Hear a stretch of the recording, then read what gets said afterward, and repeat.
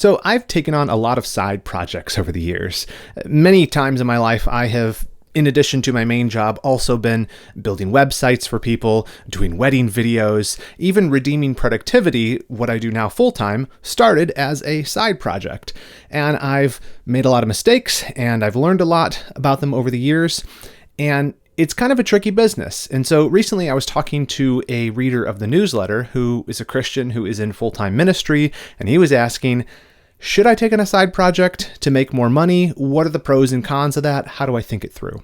So in this episode, I want to share with you some of the things I've learned over the years about side projects. How do we think about that as believers?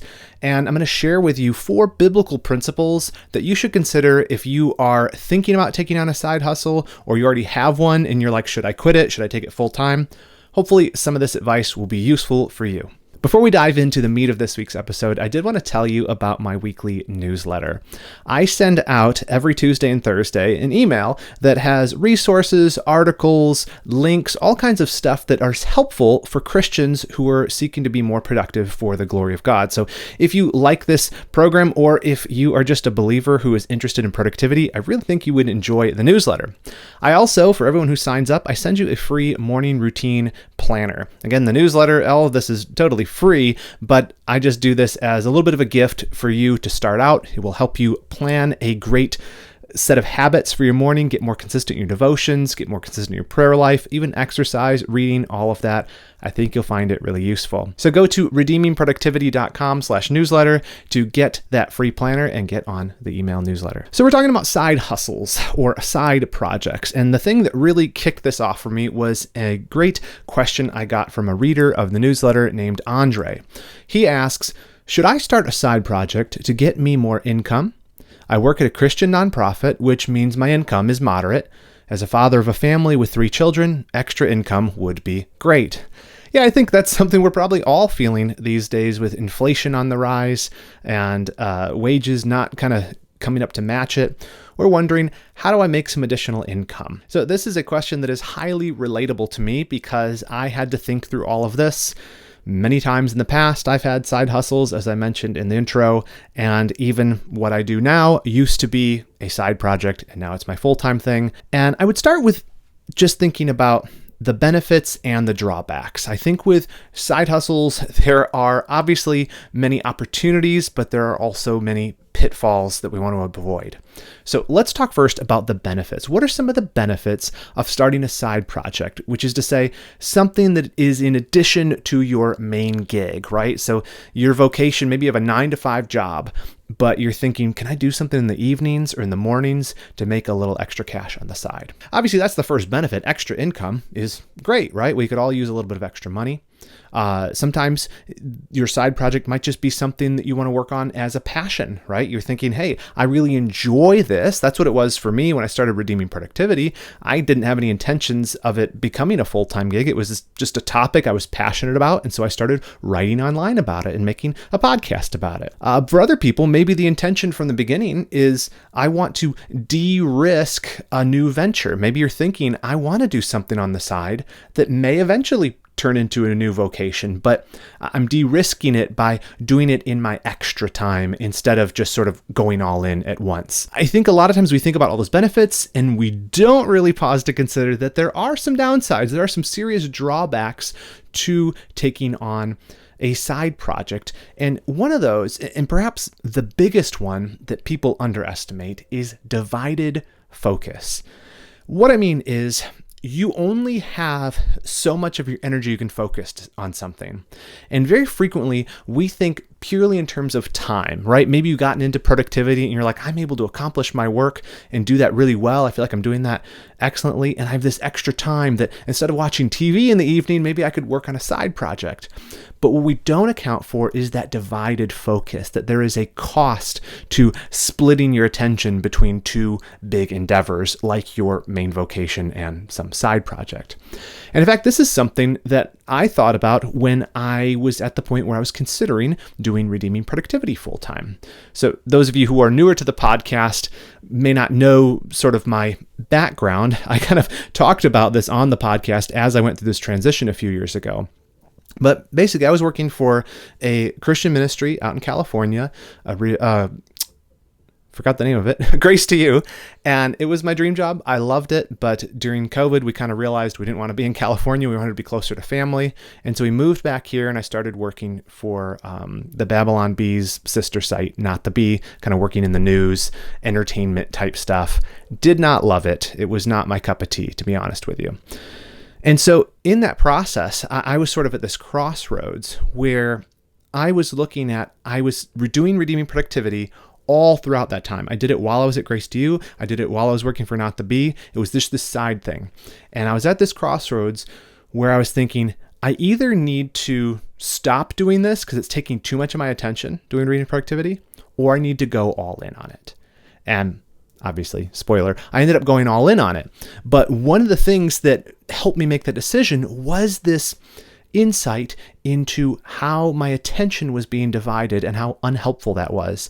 And in fact, it was reading a newsletter from Aaron Wren. He writes, I don't know if he still calls it The Masculinist, but he writes these newsletters, and he wrote one several years ago, and I read it, and he had some interesting insights in there that I really took to heart. So I want to share a couple quotes from that edition of his newsletter that really were convicting to me.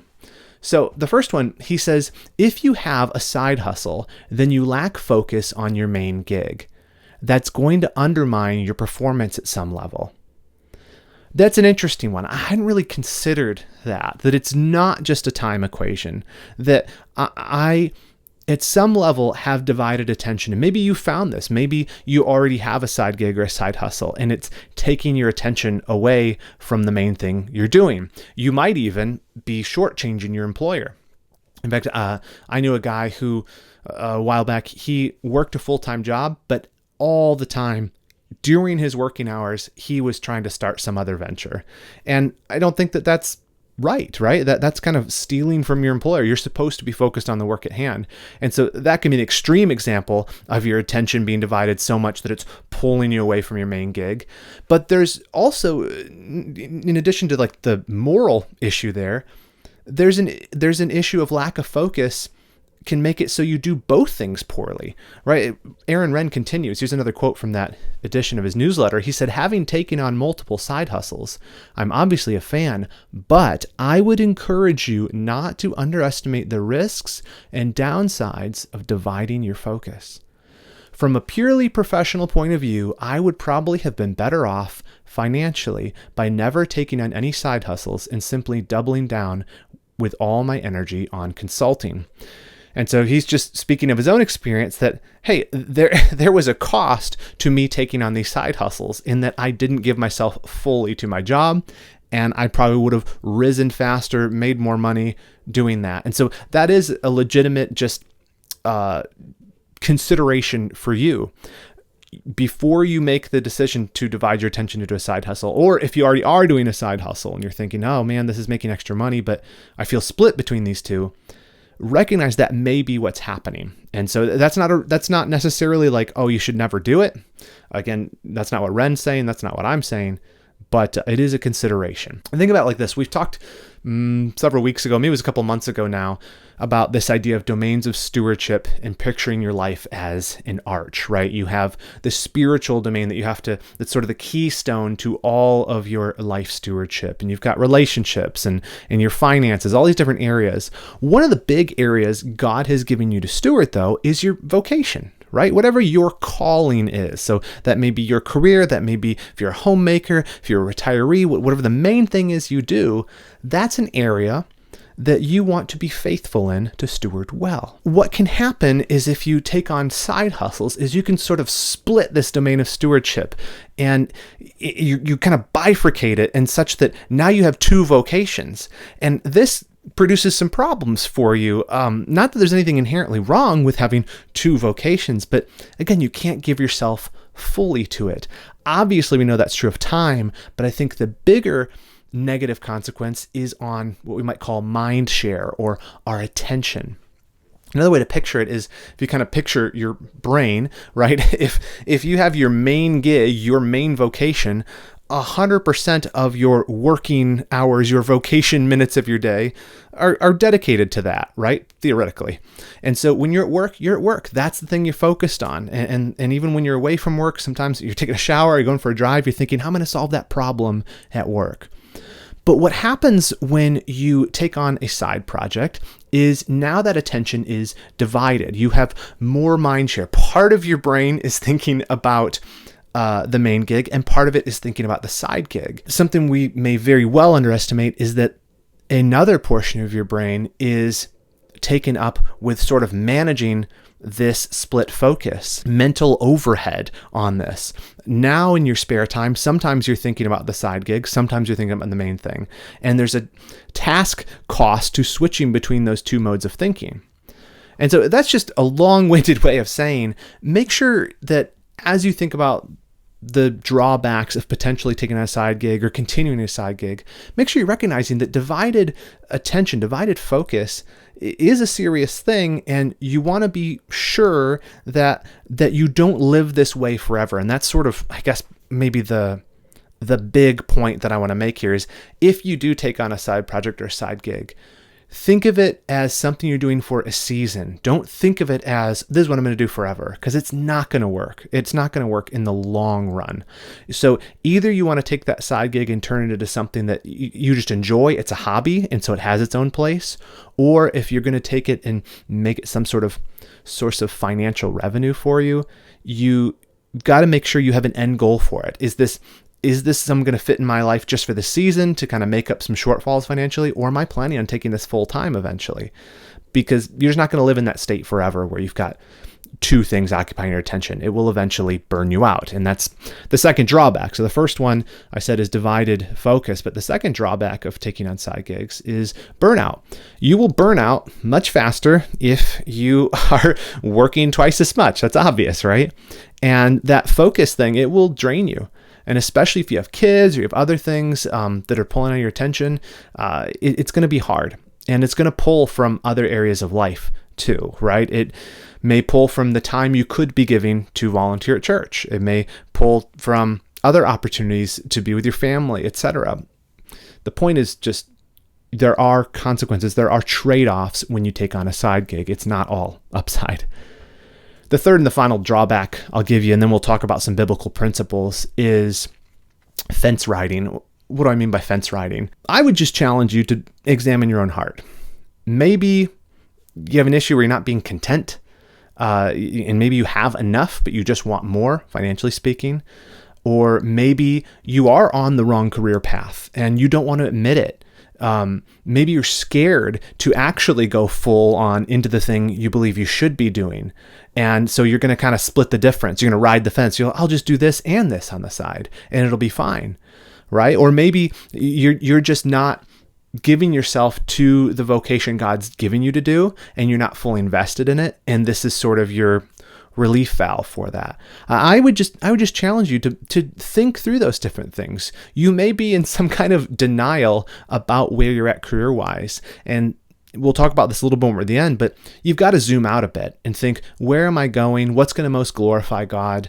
And make sure you factor those things in before you just add on this other set of obligations that may or may not help with the finances, but definitely will draw on your resources. Okay, so next, let's talk about some biblical principles that you might want to consider as you are evaluating whether you should take on a side hustle or continue in a side hustle or take it full time or any of those things that affect how you would think about this subject. So the first principle you want to consider is stewardship. Now, we talk about this all the time on here. I've written a book on stewardship, this concept of our lives are not our own. We need to treat each area of our lives as an area of stewardship, being responsible for it. And vocation, as I mentioned, is a huge area of stewardship God's given us. And guess what? You have limited time and resources. You have to ask yourself, what is the best place to invest myself fully? I often say it this way, is we can be doing so many different things, right? I could be doing lots of opportunities, but it's more important in the long run, what are the few things you invest yourself in fully? And so I always caution believers who are doing too many things to just back up and think about it. What is the one or two big things you want to fully invest in? Because the more number of different things you add, the less of you there is to go around, right? I want to go deep on one or two big things. And so this is obviously very applicable to this question of our vocation is, do I want to go all in on my current career? Okay, awesome. Then I'm going to do that. I'm going to avoid the side hustle. I'm going to say no, just like Andre was saying, like with the ministry thing, I'm just going to focus on this. And that's what I'm going to do. And I'm going to let the Lord take care of meeting my needs. That's great. That's a great answer. But if you're thinking, hey, no, this side thing, this is something that I should be doing, I want to invest myself in, then maybe you just need to think about your strategy of, hey, I want to build a plan to actually be doing this thing full time. The second biblical principle to consider when evaluating whether you want to take on a side project is diligence, right? You want to do what the Lord has given you to do well. You want to do it with excellence, right? Proverbs speaks about this. It says, a slack hand causes poverty, but the hand of the diligent makes rich. Even there in Proverbs, it's speaking in terms of money, that it's a wisdom principle that those who really, really focus and are very diligent in their work, it tends to work out for them and they're taken care of. So I do think sometimes for a season, extreme effort on a side project might be the right choice. And I would say to you, diligence here is not letting laziness or fear of hard work hold you back if that's the case, right? If you're going to do this side project, say, I'm going to dedicate myself to this season, it's going to be a hard year this year. Great. Go in with that knowledge, this is going to be hard, it's going to require diligence. But I would caution you to be careful that your side project doesn't become an excuse to not be diligent in your main vocation. It becomes this other thing you're doing. It's taking up all your mind share. It's the thing you're Googling at work when the boss isn't around. That is a real danger there, because that is not being diligent. And I think a lot of people, their side projects are just that. It's more of a hobby, and hobbies are great to have, but it's not something that should be taking you away from what you're actually supposed to be doing at the moment. The third principle I'd give you here is count the cost. So we've talked about stewardship, we've talked about diligence. The third biblical principle when thinking about whether or not to take on a side project or keep doing it is this biblical principle of counting the cost. Now, of course, Jesus talked about this in terms of following him, that it costs a lot to follow Jesus because you have to lay down your life, basically. The gospel is free, salvation is free, praise God, but it requires us to lay aside everything. So in one sense, it's free. In another sense, it costs us everything because we're calling him Lord and saying, you call the shots now. And he appeals, though, to this broader principle of counting the cost. Whether you're building a tower or you're going to war, you want to make sure you kind of did the math ahead of time to see if this is worth it. In a side project, it's equally true. Don't just dive in. A side project may produce extra income, but you got to acknowledge that it is going to come with some cost. There's going to be a trade-off involved. Cost of time, cost of mind share, all those things we covered. So that's just another biblical principle to think about. Are you counting the cost? Make sure that math works out in your head, that it's actually worth it. You're not just doing this as some venture because it's exciting and it's fun right now and it's going to be a distraction. All right, let me give you a fourth point here, and that is contentment. The Apostle Paul writes, "Not that I'm speaking of being in need, for I have learned in whatever situation I am to be content. I know how to be brought low, and I know how to abound. In any and every circumstance, I have learned the secret to facing plenty and hunger, abundance, and need." And he goes on to say, Philippians 4:13, he can do all things through Christ who strengthens him. But the focus here I want to draw your attention to is contentment. He's learned in every situation to be content. And again, I would just challenge you. I don't know your situation, but just think about this before the Lord and prayerfully. Do I really need the extra income? Let me put this even more pointedly for those of you who are in a ministry context and thinking about a side gig purely for the income side.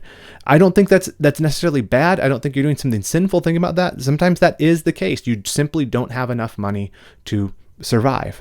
Okay, but do think about this, because here's the thing. If you are confident that the Lord has called you to this ministry role, you got to be on guard against the temptations of the enemy, because Satan would love to tempt you away with the promise of material goods. And now again, it may be that this is not your calling. This isn't what you're supposed to be doing in this ministry position. And it may be that you do need to do a side gig, but make sure you're not forgetting that our Lord has promised to take care of our needs, even as he feeds the raven and clothes the lilies, when we're seeking his kingdom and his righteousness first, right? Make that the priority.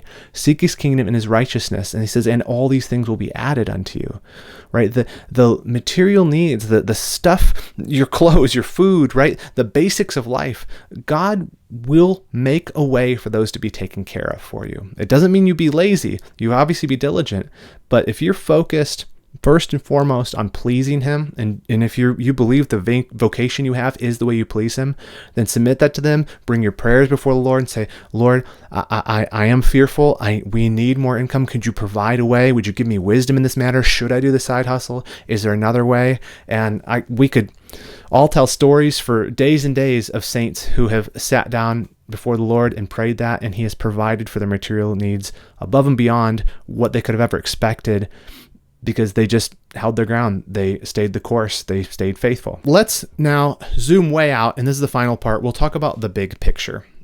And what I mean is, how can we bring all of this together and think about this idea of taking on side projects, side gig as Christians? The big thing I would leave you with is take the long-term view. We talked about this in the last episode, having an eternally minded vision of time management. Whatever you do vocationally, you want to make sure that you're able to have it be a place where you are storing up treasure in heaven, right? You want to make sure that your full-time job, it doesn't have to be in ministry, but it's a way in which you are doing worshipful work unto the Lord, right? And you can do this in a secular profession. We've talked about this in previous episodes. Look way back in the archives, search my website, search the podcast feed for work as worship, and you'll find an episode or an article on just that topic. You don't want to be just focused on these issues of temporal needs. Again, I'm not trying to diminish that. I understand that we need money, but and God understands it more than we do. But what I want us to be cautious about as believers is forgetting this ultimate grand picture, is a productive life, a life well stewarded, is one that is thinking in terms of eternity. And so I don't want to take on something that's going to distract me from the main thing I should be doing. Or if I should be taking on this side thing, I don't want to only take it on, 30%. Because I'm scared to separate myself from, the job that's providing for me currently. The second big picture point I would tell you is seek first his kingdom. We've already talked about this, but I do think that these real serious considerations of financial well-being, they matter. But they can cause us to tilt our eyes downward. What's so ironic is this is just the time when the Lord says that we should tilt our eyes upward back to him. Is when we start to worry about these material things, you don't want to turn your gaze back down to the temporal. That's the time when you say, Lord, you care for me. You've promised to provide for me. I want to live a life pleasing to you. I'm going to focus on seeking your kingdom and your righteousness. And I will trust that you will take care of my material provisions, right? Don't forget that spiritual view we have. This is not just a matter of spreadsheets and economics and time management. This is a matter of faith and walking by faith and trusting the Lord's promises are true, that he will take care of us. And the third big picture thing I'd give you, ask yourself, what will most glorify God? That is the Christian's clarifying question. What will most glorify God? Will it more glorify God that I stay the course in this vocation he's given me? Will it glorify God if I do this side thing for a season? Will it more glorify God if I take on this side thing and dedicate myself to it fully and trust him? That's the path to take. And I'll just tell you from personal experience, that was really the deciding thing for me when we were at the point of the fork in the road where I was deciding, am I going to stop doing redeemed productivity, or am I going to try to make this side thing the full-time thing? I just looked in the mirror. I said, obviously, the redeemed productivity thing, I think God's uniquely equipped me for that. I think he's given me this interest in this area that needs more attention in the church. And I'd already seen results in terms of people saying they're finding it helpful. And I just wanted to keep talking about it. I really was passionate about it. I believed that the Lord had called me to this unique, weird little ministry. And it made more sense in the short term financially. Just keep working for someone else. You've had great job prospects, great job opportunities. You had so many different amazing things I've gotten to do. But when I was honest about what would most glorify God, the answer was just so clear. You got to try to do this full time. And so we had a little bit of savings, and we set a goal of, hey, we're going to spend this much and no more out of savings. And if I can't find a way to make this make sense financially for our family, then I'll go find a real job. And that really was the decisive thing for me, guys. I went all in.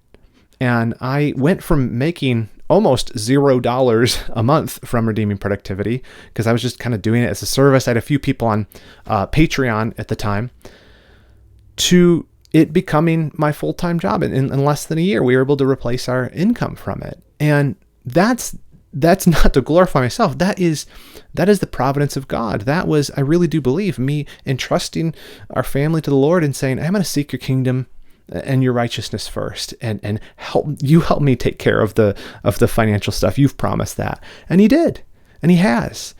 And so just with that, I know that's just anecdotal, that's just my experience, but it's given me this conviction that this whole thing of side projects, it can be really beneficial. But I think you have to think about it as a Christian. You got to think about it biblically. Don't just leave it as a question of, we'll just make a little extra money on the side, but think in the totality of, how do I best steward this little life I have so that God gets the most glory? I think if you do that prayerfully, if you do that seeking the wisdom of wise counselors, of your pastor, of your spouse, of course, of other people in your life that you trust, and ask the Lord for wisdom on it, and he'll show you the right way. But don't just rush into this, and don't just think about this the way the world thinks about it. Think about it like a Christian. Let me finish with this. What do you think? Did anything in this episode resonate with you? Is there something I missed? Is there something that you would want to share with others? I would encourage you to include that in the comments if you're watching on YouTube, or if you're listening or watching on Spotify, there's a comments area there as well. And let me know, are you doing a side hustle? Are you pursuing that, or thinking about it, or wanting to get out of it? I'd be interested to hear your own experience with this and what you've learned, what the Lord's taught you through that. Well, thanks again for listening. I will see you again here next week.